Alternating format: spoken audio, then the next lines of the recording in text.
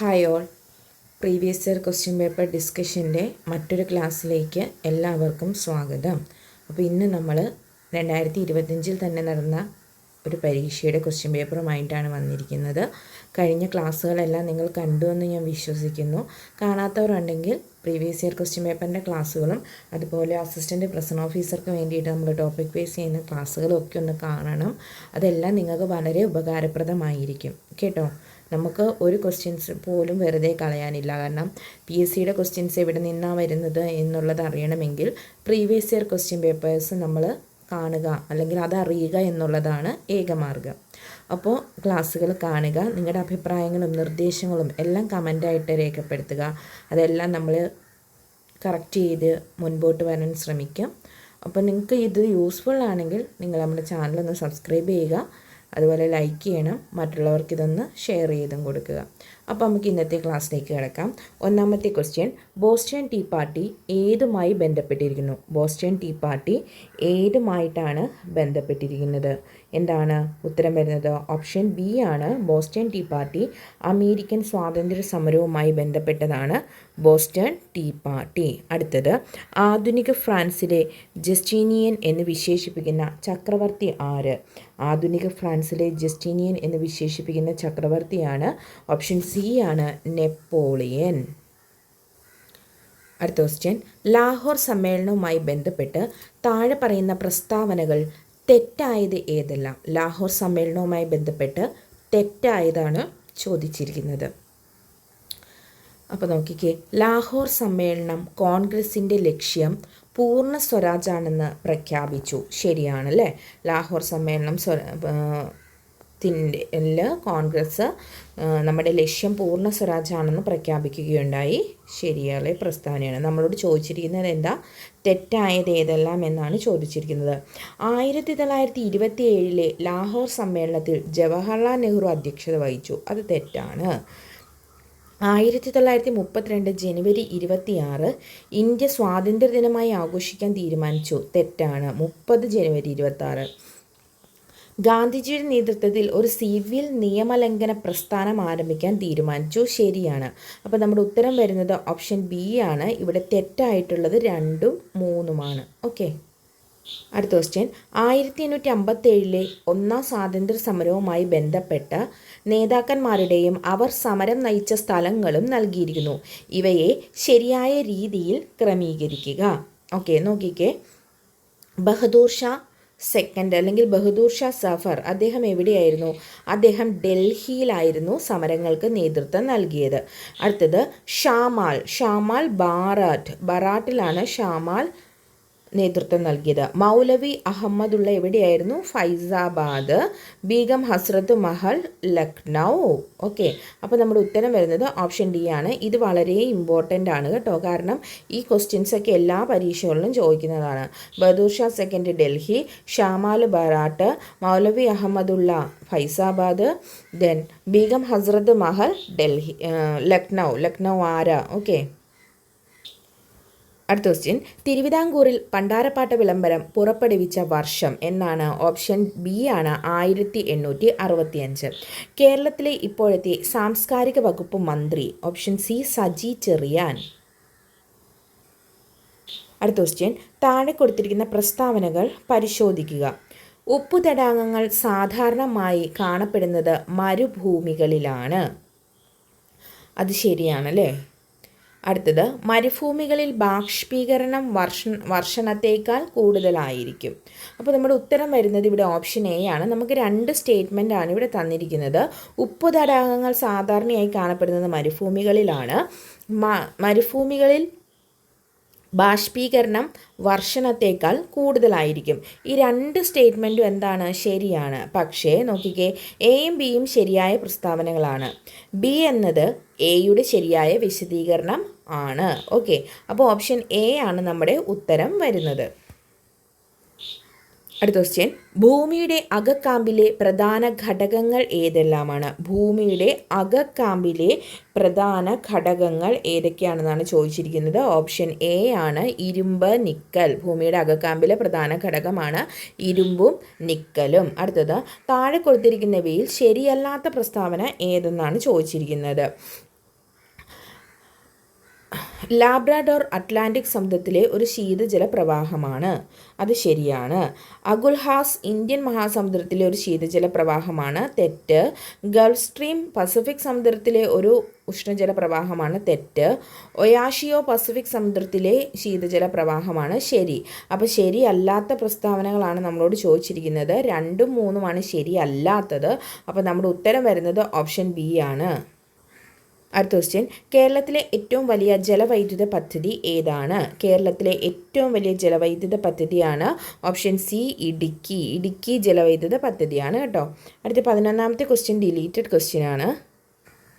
അടുത്ത ക്വസ്റ്റ്യൻ, താഴെ പറയുന്നവയിൽ ഏത് ധാതുവാണ് ബ്രൗൺ ഡയമണ്ട് എന്നറിയപ്പെടുന്നത്? ബ്രൗൺ ഡയമണ്ട് എന്നറിയപ്പെടുന്നത് ഏതാണ്? ഓപ്ഷൻ ഡി ആണ്, ലിഗ്നൈറ്റ്. ബ്രൗൺ ഡയമണ്ട് എന്നറിയപ്പെടുന്നത് ലിഗ്നൈറ്റ്. അടുത്ത ക്വസ്റ്റ്യൻ, താഴെ പറയുന്നവയിൽ RBIയുമായി ബന്ധമില്ലാത്തത് ഏതാണ്? വിദേശ നാണയത്തിൻ്റെ സൂക്ഷിപ്പുകാരൻ RBI ആണ്. ബാങ്കുകളുടെ ബാങ്ക്, സർക്കാരിൻ്റെ ബാങ്ക് എന്നൊക്കെ അറിയപ്പെടുന്നത് RBI ആണ്. പക്ഷെ പാവപ്പെട്ടവൻ്റെ ബാങ്ക് എന്ന് അറിയപ്പെടുന്നുണ്ടോ? ഇല്ല. ഒരു സാധാരണക്കാരൻ അവിടെ ആക്സസിബിൾ ആണോ? നോ. അപ്പോൾ ഓപ്ഷൻ ഡി ആണ് ഇവിടെ നമ്മുടെ ഉത്തരം വരുന്നത്. അടുത്ത ക്വസ്റ്റ്യൻ, കാർഷിക മേഖലാ വികസനം, ചെറുകിട കുടിൽ വ്യവസായങ്ങളുടെ വികസനം, കൈത്തൊഴിൽ വികസനം തുടങ്ങിയവ ലക്ഷ്യമാക്കി 1982 നിലവിൽ വന്ന സ്ഥാപനം. 1982 നിലവിൽ വന്ന സ്ഥാപനമാണ് ഓപ്ഷൻ സി നബാർഡ്. ഓർത്തോണം, നബാർഡിൻ്റെ വർഷം വളരെ ഇമ്പോർട്ടൻ്റ് ആണ്. 1982 ഏതൊക്കെ മേഖലകളാണ്? കാർഷിക മേഖല വികസനം, ചെറുകുടിൽ വ്യവസായങ്ങളുടെ വികസനം, കൈത്തൊഴിൽ വികസനം എന്നിവയായിരുന്നു ലക്ഷ്യം.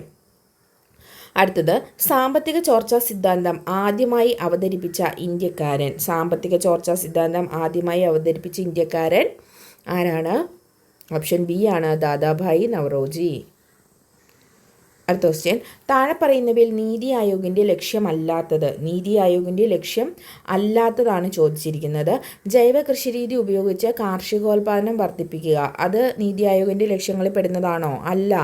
വ്യവസായ മേഖലയിൽ സർക്കാർ പങ്കാളിത്തം കുറയ്ക്കുക. അതെ. മധ്യവർഗത്തെ ഉപയോഗിച്ച് സുസ്ഥിര സാമ്പത്തിക വളർച്ച നേടുക. അതെ. പ്രവാസി ഇന്ത്യക്കാരുടെ സേവന സാമ്പത്തിക സാങ്കേതിക വളർച്ചയ്ക്ക് ഉപയോഗിക്കുക. അതെ. അപ്പോൾ നീതി ആയോഗിൻ്റെ ലക്ഷ്യമല്ലാത്തത് ഓപ്ഷൻ എ ആണ്, ജൈവ കൃഷിരീതി ഉപയോഗിച്ച് കാർഷികോൽപാദനം വർദ്ധിപ്പിക്കുന്നു എന്നുള്ളത്. അടുത്തത്, ഹോട്ടൽ, ബാങ്കിങ്, റിയൽ എസ്റ്റേറ്റ് എന്നിവ ഏത് മേഖലയിലാണ് പെടുന്നത്? ഹോട്ടൽ, ബാങ്കിങ്, റിയൽ എസ്റ്റേറ്റ് എന്നിവ പെടുന്ന മേഖല ഏതാണ്? ഓപ്ഷൻ എ ആണ്, തൃതീയ മേഖല. അടുത്ത ക്വസ്റ്റ്യൻ, ഹിൽട്ടൺ യങ് കമ്മീഷൻ താഴെ പറയുന്നവയിൽ എന്തിൻ്റെ രൂപീകരണവുമായി ബന്ധപ്പെട്ടതാണ്? Hilton young commission option B ആണ്, RBI രൂപീകരണമാണ്. അടുത്തത്, നമ്മുടെ ഭരണഘടനാ നിർമ്മാണ സഭയിൽ ഈ 1949 നവംബർ 26 ദിവസം ഇതിനാൽ ഈ ഭരണഘടനയെ സ്വീകരിക്കുകയും നിയമമാക്കുകയും നമുക്ക് തന്നെ പ്രദാനം ചെയ്യുകയും ചെയ്യുന്നു. ഇന്ത്യൻ ഭരണഘടനയുടെ ഏതു ഭാഗവുമായി ബന്ധപ്പെട്ട വാചകമാണ് മുകളിൽ തന്നിരിക്കുന്നത്? ഏതാണ്? അത് ആമുഖമാണ്. ആമുഖത്തിൽ ആലേഖനം ചെയ്തിരിക്കുന്ന ഒരേ ഒരു ഡേറ്റ് ആണ് 1949 നവംബർ 26. ഈ നവംബർ 26 നമ്മൾ ഭരണഘടനാ ദിനമായിട്ടും അതുപോലെ തന്നെ നിയമദിനമായിട്ടുമൊക്കെ നമ്മൾ ആചരിക്കുന്നത്. അടുത്ത ക്വസ്റ്റ്യൻ, താഴെ തന്നിരിക്കുന്നവയിൽ കൂട്ടത്തിൽ പെടാത്തത് ഏതാണ്? സൈനികമോ വിദ്യാഭ്യാസ സംബന്ധമോ ആയ പ്രാഗൽഭ്യത്തിനല്ലാതെ യാതൊരു സ്ഥാനപ്പേരും രാഷ്ട്രം നൽകുവാൻ പാടില്ല എന്ന് പറയുന്ന വകുപ്പാണ് വകുപ്പ് 18. അത് ശരിയായിട്ടുള്ളതാണ്. പൗരന്മാർക്ക് ഏകരൂപമായ സിവിൽ നിയമസംഹിത നടപ്പിലാക്കുക. വകുപ്പ് 44. അത് തെറ്റാണ്. തൊട്ടുകൂടായ്മ നിർത്തലാക്കുകയും ഇതിൻ്റെ ഏത് രൂപത്തിലുള്ള ആചരണം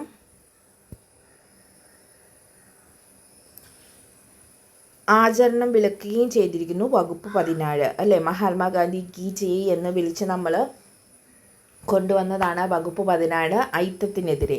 മനുഷ്യ കച്ചവടത്തിൻ്റെയും നിർബന്ധിച്ച് പണി ചെയ്യിക്കലിൻ്റെയും നിരോധനം വകുപ്പ് 23. അപ്പോൾ കൂട്ടത്തിൽപ്പെടാത്തത് ഓപ്ഷൻ ബി. അടുത്ത ക്വസ്റ്റ്യൻ, ചേരുംപടി ചേർക്കുക. ഇന്ത്യൻ ഭരണഘടന ഭേദഗതികൾ, അമെൻമെൻറ്റുകളാണ്. നോക്കാം നമുക്ക്. 42ാം ഭേദഗതി എന്ത് നമ്മൾ വിളിക്കുന്നു? 42ാം ഭേദഗതിയെ ചെറിയ ഭരണഘടന എന്ന് വിളിക്കുന്നു. ഇതിൽ കൂട്ടിച്ചേർത്തത് എന്താണ്? നമ്മുടെ മൗലിക കടമകളെയാണ് ഇവിടെ കൂട്ടിച്ചേർത്തിട്ടുണ്ട്. അടുത്തത് 44ാം ഭേദഗതി. 44ാം ഭേദഗതി വഴി എന്താണ് 300A സ്വത്തവകാശം മാറ്റി അല്ലേ. അപ്പോൾ അവിടെ ഏത് വർഷമാണ് നമുക്കിവിടെ 1978 കേട്ടോ, 1978. ഇനി 73-ാം ഭേദഗതിയിലൂടെ ആർട്ടിക്കിൾ 9-ാം പട്ടികയാണ് കൂട്ടിച്ചേർത്തത്. അതിലെന്താണ് പറയുന്നത്? ത്രിതല പഞ്ചായത്തുമായി ബന്ധപ്പെട്ടിട്ടുള്ളതാണ്. അടുത്തത് 86-ാം ഭേദഗതി എന്താണ്? അത് വകുപ്പ് 21 വിദ്യാഭ്യാസം മൗലിക അവകാശമായി എടുത്തതാണ്. വകുപ്പ് 21 അല്ലേ. അപ്പം 42-ാം ഭേദഗതി ചെറിയ ഭരണഘടന മൗലിക കടമകൾ കൂട്ടിച്ചേർത്തിട്ടുണ്ട്. 44-ാം ഭേദഗതിയാണെങ്കിൽ 300A ആണ് സ്വത്തവകാശം. അവിടെ 1978 അതിൻ്റെ വർഷം വരുന്നത്. 73-ാം ഭേദഗതി എന്താണ്? അത് 9-ാം പട്ടിക കൂട്ടിച്ചേർത്തു ത്രിതല പഞ്ചായത്തിനെ കുറിച്ച്. 86-ാം ഭേദഗതി എന്ന് പറയുന്നത് ആർട്ടിക്കിൾ 21A വിദ്യാഭ്യാസം മൗലിക അവകാശമാക്കി. ഓക്കെ, അപ്പോൾ നമ്മുടെ ഉത്തരം വരുന്നത് ഓപ്ഷൻ ഡി ആണ് നമ്മുടെ ഉത്തരമായിട്ട് ഇവിടെ വരേണ്ടത്. Okay, 1D 2, 2C 4, 3B 1, 4A 3. അടുത്ത ക്വസ്റ്റ്യൻ, താഴെ തന്നിരിക്കുന്നവയിൽ കൺകറൻറ്റ് ലിസ്റ്റിൽ പെടാത്തത് ഏതൊക്കെ വിഷയങ്ങളാണ്? കൺകറൻറ്റ് ലിസ്റ്റിൽ പെടാത്ത വിഷയങ്ങളാണ് ചോദിച്ചിരിക്കുന്നത്. ഓക്കെ, അപ്പം വിദ്യാഭ്യാസം, വനങ്ങൾ, മായം ചേർക്കൽ, തൊഴിൽ സംഘടന, വിവാഹമോചനം, ദത്തെടുക്കൽ. അപ്പോൾ ഇതിൽ കൺകറൻറ്റ് ലിസ്റ്റിൽ വരാത്തത് ഏതൊക്കെയാണ്? ഓപ്ഷൻ 3ഉം 4ഉം കൺകറൻറ്റ് ലിസ്റ്റിൽ വരില്ല. ബാക്കി വിദ്യാഭ്യാസം, വനം, തൊഴിൽ, വിവാഹമോചനവും ദത്തെടുക്കലും പിന്തുടർച്ചയും എല്ലാം വരുന്നത് എവിടെയാണ്? അത് കൺകറൻറ്റ് ലിസ്റ്റിലാണ് വരുന്നത്. അപ്പോൾ നമ്മുടെ ഉത്തരം വരുന്നത് ഇവിടെ ഓപ്ഷൻ സി ആണ് കേട്ടോ. രാജ്യസഭയുമായി ബന്ധപ്പെട്ട് ശരിയായ പ്രസ്താവന ഏതെല്ലാമാണ്? രാജ്യസഭയുമായി ബന്ധപ്പെട്ട് ശരിയായ പ്രസ്താവന, രാജ്യസഭയുടെ കാലാവധി 6 വർഷമാണ്. രാജ്യസഭയ്ക്ക് കാലാവധി ഉണ്ടോ? ഇല്ല. രാജ്യസഭാംഗങ്ങളെ തിരഞ്ഞെടുക്കുന്നത് FPTP സമ്പ്രദായത്തിലൂടെയാണ്. ഫസ്റ്റ് പാസ്റ്റ് ദി പോസ്റ്റ് സമ്പ്രദായം. ഈ FPTPയുടെ ഫുൾ ഫോം ഒരിക്കൽ PSC ചോദിച്ചിട്ടുണ്ട് കേട്ടോ. ഫസ്റ്റ് പാസ്റ്റ് ദി പോസ്റ്റ് സമ്പ്രദായം. ഇതുമല്ല. രാജ്യസഭാംഗമാകണമെങ്കിൽ 35 വയസ്സ് പൂർത്തിയാകണം. തെറ്റ്. 30. രാജ്യസഭയുടെ മറ്റൊരു പേരാണ് ഹൗസ് ഓഫ് ദി പീപ്പിൾ. ശരിയാണോ? അല്ല. അപ്പോൾ എല്ലാ പ്രസ്താവനകളും ഇവിടെ തെറ്റാണ്. ഓപ്ഷൻ ഡി ആണ്. അടുത്ത ക്വസ്റ്റ്യൻ, ഇന്ത്യൻ രാഷ്ട്രപതിയുടെ വിവേചനാധികാരത്തിൽ പെടാത്തത് ഏതൊക്കെ? ഇന്ത്യൻ രാഷ്ട്രപതിയുടെ വിവേചനാധികാരത്തിൽ പെടാത്തത് ഏതാണ്? ലോക്സഭാ തിരഞ്ഞെടുപ്പിൽ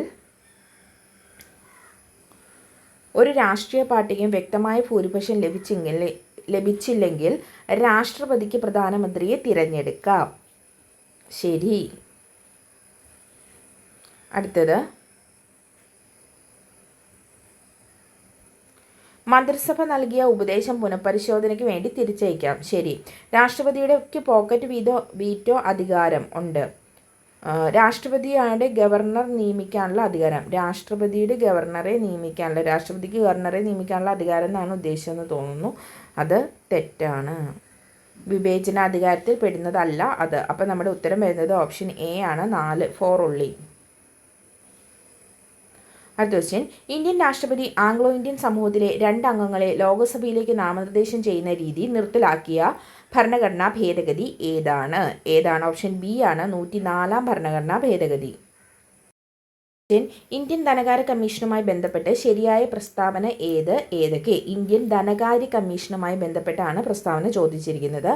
നോക്കിക്കേ, ധനകാര്യ കമ്മീഷനുമായി ബന്ധപ്പെട്ട ഭരണഘടനാ വകുപ്പാണ് വകുപ്പ് 280. ശരിയാണ്. ഇതിൻ്റെ കാലാവധി 5 വർഷം. ശരി. ഇന്ത്യൻ ധനകാര്യ കമ്മീഷൻ്റെ ആസ്ഥാനം മുംബൈ ആണ്. തെറ്റ്. ഡൽഹി. ഡോക്ടർ അരവിന്ദ് പനഗരിയാണ് ഇതിൻ്റെ ചെയർമാൻ. ശരിയാണ്. ഓക്കെ, അപ്പം ഓപ്ഷൻ ഡി ആണ് നമ്മുടെ ഉത്തരം വരുന്നത്. അരവിന്ദ് പനഗരിയ ഇന്ത്യയുടെ 16ാമത്തെ ധനകാര്യ കമ്മീഷനാണ് കേട്ടോ. 16. ഓക്കെ. അടുത്ത ക്വസ്റ്റ്യൻ, ദേശീയ ഗ്രാമീണ തൊഴിലുറപ്പ് പദ്ധതിയുമായി ബന്ധപ്പെട്ട് ശരിയായ പ്രസ്താവന ഏതെല്ലാം? ദേശീയ ഗ്രാമീണ തൊഴിലുറപ്പ് പദ്ധതിയുമായി ബന്ധപ്പെട്ട് ശരിയായ പ്രസ്താവന, സ്ത്രീക്കും പുരുഷനും തുല്യ വേതനം നൽകണം. ശരി. 15 ദിവസത്തിനകം തൊഴിൽ നൽകാത്ത പക്ഷം തൊഴിൽ രഹിത വേതനം നൽകണം. ശരി. തൊഴിൽ ചെയ്യാൻ സന്നദ്ധരായാൽ അപേക്ഷിച്ച് 15 ദിവസത്തിനകം തദ്ദേശീയ ജോലികൾ നൽകണം. ഇവയെല്ലാം ശരിയാണ്. Option D. അടുത്തത്, കേരള സോഷ്യൽ സെക്യൂരിറ്റി മിഷനിൽ എത്ര അംഗങ്ങൾ ഉണ്ട്? കേരള സോഷ്യൽ സെക്യൂരിറ്റി മിഷനിൽ 15 അംഗങ്ങളാണ് ഉള്ളത്. ഓപ്ഷൻ എ ആണ് ഉത്തരം. അടുത്ത ക്വസ്റ്റ്യൻ, താഴെ പറയുന്നവയിൽ എത്ര വയസ്സ് തികഞ്ഞവരെയാണ് മുതിർന്ന പൗരന്മാരായി കണക്കാക്കുന്നത്? എത്ര വയസ്സ് കഴിഞ്ഞവരെയാണ്? ഓപ്ഷൻ ബി ആണ് 60 വയസ്സ് കഴിഞ്ഞവരെയാണ് മുതിർന്ന പൗരന്മാരായി കണക്കാക്കുന്നത്. അടുത്ത ക്വസ്റ്റ്യൻ, കേരള സംസ്ഥാന ദുരന്ത നിവാരണ അതോറിറ്റിയുടെ വൈസ് ചെയർമാൻ ചുമതല നിർവഹിക്കുന്നത് ആര്? ഓപ്ഷൻ സി ആണ് റവന്യൂ വകുപ്പ് മന്ത്രി. അടുത്ത question, Indian manual of plant ecology എന്ന പുസ്തകത്തിൻ്റെ രചയിതാവ്? Indian manual for plant ecology എന്ന പുസ്തകത്തിൻ്റെ രചയിതാവാണ് റാം ഡിയോ മിശ്ര. ഓപ്ഷൻ ഡി ആണ് നമ്മുടെ ഉത്തരം, റാം ഡിയോ മിശ്ര. അടുത്ത ക്വസ്റ്റ്യൻ, താഴെ പറയുന്നവയിൽ തെറ്റായ പ്രസ്താവന ഏതാണ്? UNEP സ്ഥാപിതമായ വർഷം 1972. ശരിയാണ്. പരിസ്ഥിതി സംഘടനയായ ഗ്രീൻ പീസ് ആരംഭിച്ചത് 1971. ശരിയാണ്. ഗ്രീൻ ക്രോസ് ഇൻ്റർനാഷണൽ സ്ഥാപിച്ചത് 1995. അതാണ് സെറ്റ്. ഓപ്ഷൻ സി ആണ് നമ്മുടെ ഉത്തരം വരുന്നത്. അടുത്ത ക്വസ്റ്റ്യൻ, താഴെ പറയുന്നവയിലെ ശരിയായ പ്രസ്താവന ഏതാണ്?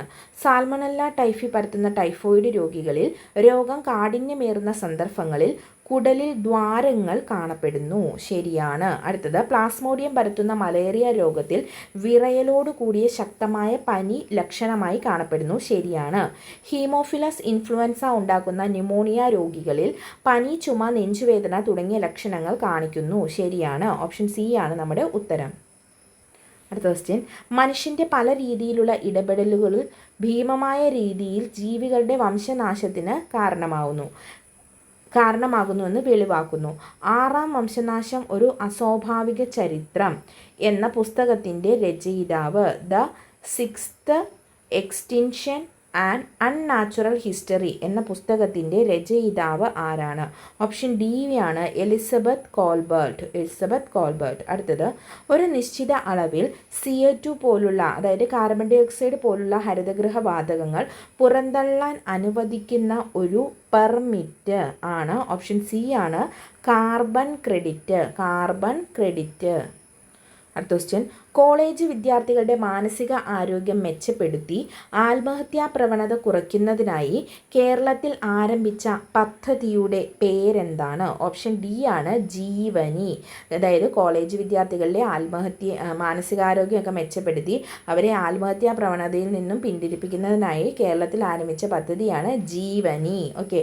ഭൂമിയുടെ ഉപരിതലത്തിൽ നിന്നും ഉയരം കൂടുന്നതനുസരിച്ച് ഗുരുത്വാകർഷണം എങ്ങനെയാണ് ഗുരുത്വാകർഷണം കുറയുവാണ് ചെയ്യുന്നത് കേട്ടോ. ഭൂമിയുടെ ഉപരിതലത്തിൽ നിന്നും മുകളിലോട്ട് പോകും തോറും ഗുരുത്വാകർഷണം കുറയുന്നു. അടുത്ത ക്വസ്റ്റ്യൻ, എയർക്രാഫ്റ്റ് ലാൻഡിംഗ് ഗിയർ പ്രവർത്തനത്തോട് ബന്ധമില്ലാത്തത് ഏതാണ്?